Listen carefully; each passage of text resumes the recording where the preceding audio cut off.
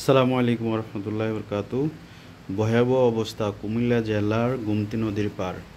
আপনারা যে দৃশ্যগুলো দেখতেছেন এই সাইডটা হচ্ছে নানুয়ার বাজার। হ্যাঁ, নানুয়ার বাজার যেই বাজোরা গ্রামের যে দৃশ্যটা দেখতেছেন, গোমতী নদীর পাড়ের ভিতরে যে চরগুলো আছে সবটাই চর এইভাবে ডুবে গেছে। হ্যাঁ, সবার খুবই ভয়াবহ অবস্থানে আছে।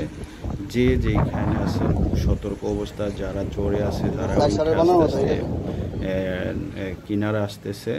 হ্যাঁ, আইলের। আর এই যে দৃশ্যটা দেখতেছেন এটা হচ্ছে কাইতরা গ্রামের। হ্যাঁ, অলরেডি রাস্তার উপরে পানি উঠে গেছে। আর যে কাইতরা যে বান্তির যে এরিয়াটা, একটা সাইডে একটা গর্ত আছে, এই গর্ত দিয়ে অনেকগুলা পানি অভিহত হইতেছে, যে বাইরের দিকে আসতেছে।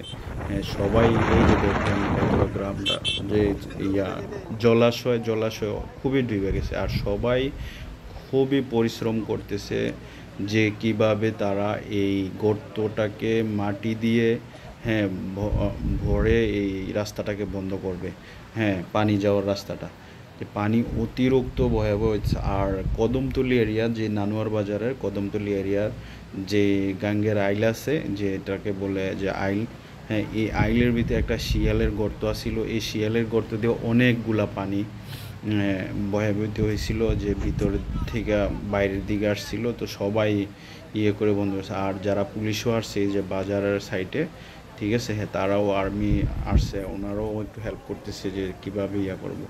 এখন আস্তে ধীরে সবাই এই বৃষ্টির ভিতরে যে যা পারতেছে তাই দিয়ে হেল্প করতেছে।